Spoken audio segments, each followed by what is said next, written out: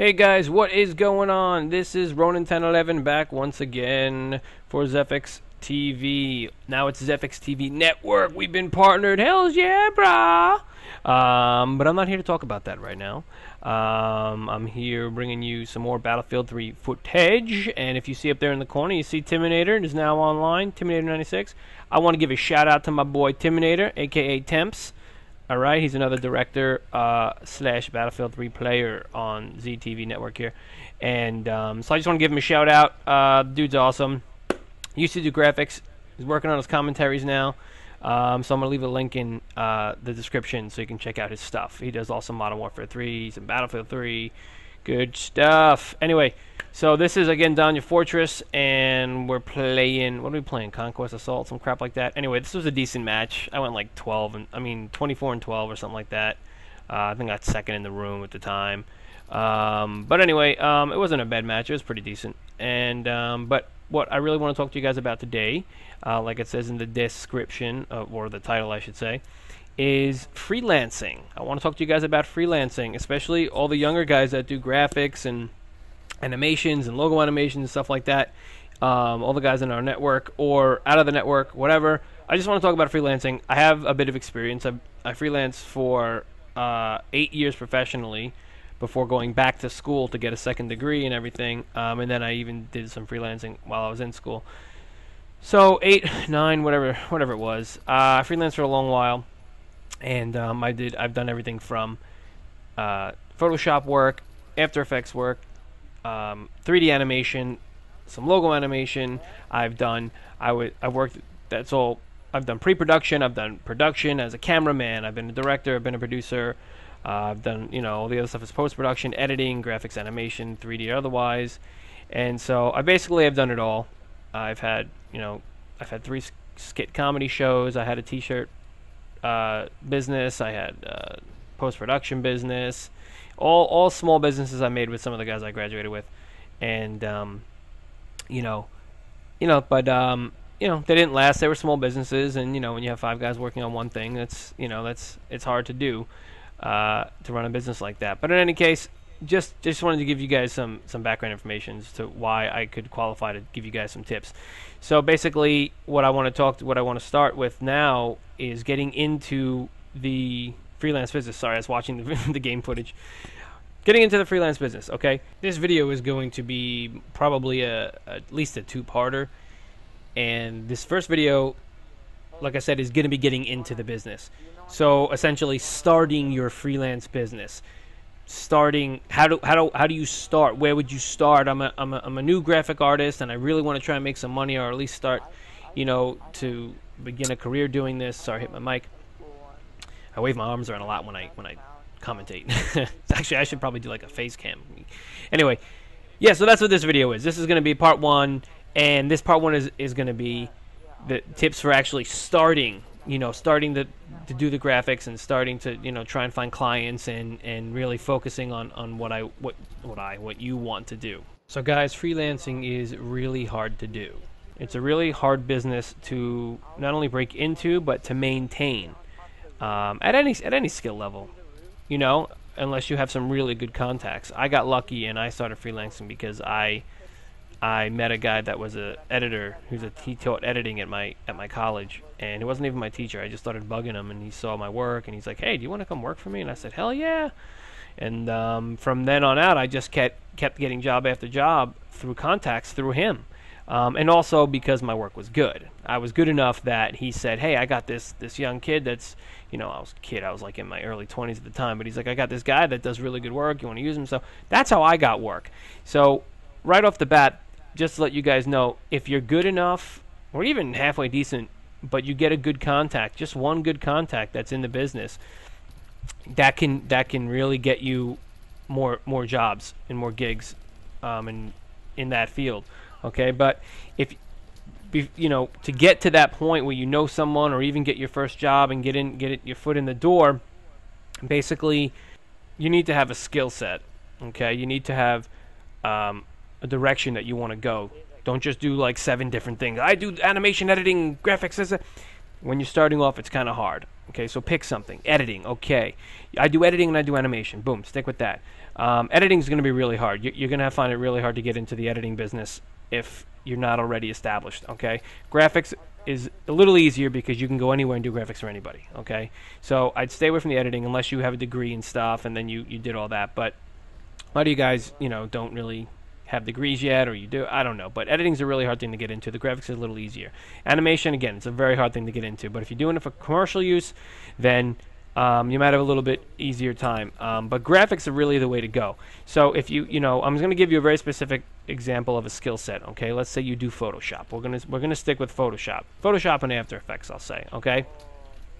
So know your skill set, and what I mean by that is know your workflow. Know how long it's going to take you to do stuff. Know how long it's going to take you to do whatever it is that you're trying to do. So if for example, if you do YouTube backgrounds, okay, a lot of the guys on this network and otherwise do YouTube backgrounds. That's awesome. Okay, but know how long it's going to take you to do that. Okay, because you're going to need to know that when you go to bill someone. When you go to when someone says, well, how long do you think this will take? I have this big huge thing I want. I need to know how long it's going to take you. And you'll say, well, you think in your head, okay, it takes me 2 hours to create a YouTube background, okay?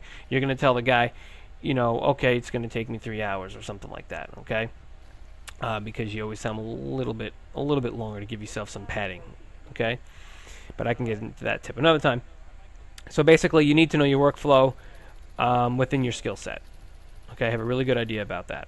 The next thing that you want to have is a portfolio. Now, guys starting out that don't have any professional work, you're not really going to have a portfolio. So this is what I'm going to tell you to do.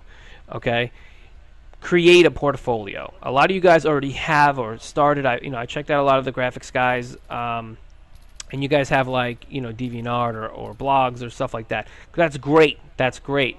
Okay, especially if you do something like YouTube backgrounds or something, it's great. Have a portfolio. Just do them. Do a buttload of them. Okay, if you're you're not doing anything professionally, what you want to do is you want to have a sample of your work that you can show prospective clients.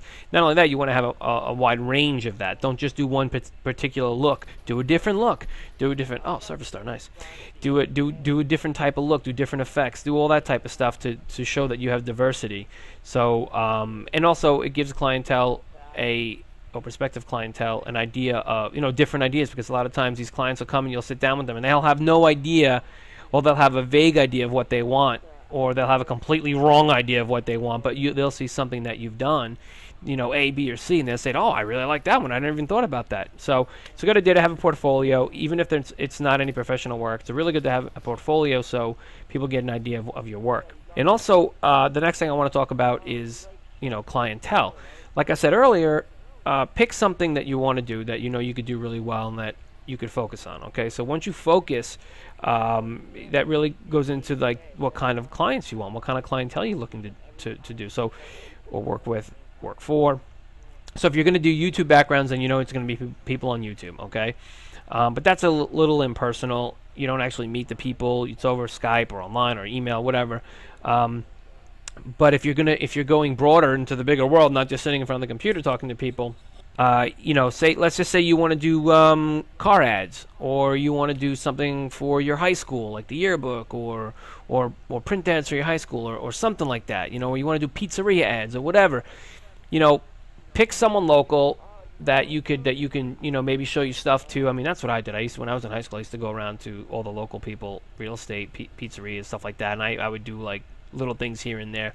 But that's my point. Figure out what you want to do. Okay, if you're on the younger side, like some of you guys are like 13, 14, 15, you're not out of high school yet, stuff like that, you're not in college, it's a little hard. So I guess if you want to build a portfolio now, think of some things that you in your community that you could probably make some money doing. Like I said, if you're a little older and you're going to be graduating graphic design school and stuff like that, then you've already been told all this stuff. But figure out who you want your clientele to be, and then do what I said before. Make a portfolio. Do mock-ups. We call them mock-ups.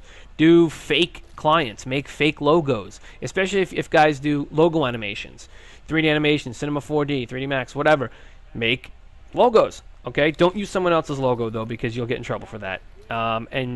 People want to see originality. They want to see original things. They don't want to see other people's logos, because you just basically you copied off of them, and there's nothing, there's nothing special about that. So make up logos. Okay, make up your own logos.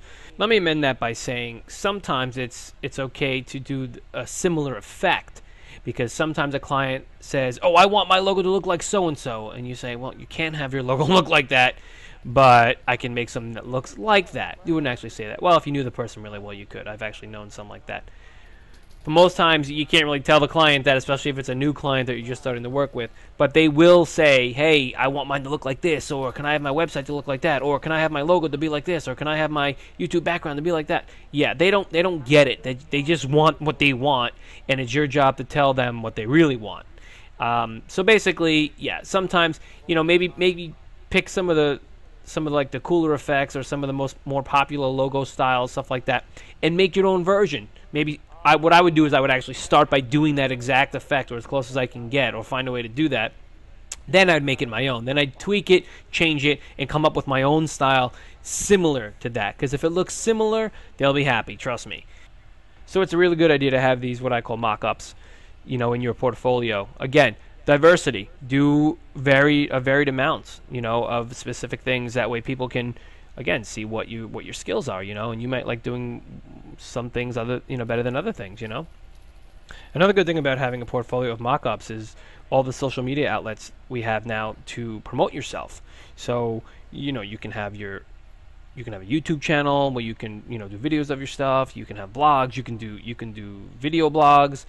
You have Facebook pages. You have, or your own web page. Especially if you're going to be a web designer. I really haven't seen any web designers like in the network or anything, but I know that, people try and do. I'll tell you right now, my brother's trying to, break into the web design business, learning Java, PHP, and CSS, all that stuff. So again, social media is a great way to get yourself out there, and it's basically free. It's a free way to do it. Okay, guys, this video is ending real soon, so let's recap really quickly. Number one tip was know your skill set and your workflow, and this is so you can relay to your clients how long you think it's going to take to do a specific job. The next tip was have a diverse portfolio, and in that portfolio, do mock-ups or, fake graphics or animations or editing, whatever it is that you plan to do. Have that in your portfolio for our next tip, which is clientele. Know what type of clientele you want to work for, okay? And that's going to dictate what goes into your portfolio and really help focus your freelance career. So that's it, guys. That's it for part one. On the next episode, or the next commentary about freelancing, I want to talk about what happens afterwards once you get the job, or as you're going to get the job, and that's going to be billing. How do you bill your clients, okay? How do you get paid? And then what do you do once you get paid as far as taxes are concerned? Yeah. You got to worry about all that crap. So once again, this is ronin1011, ZFX TV Networks. Thank you, everyone.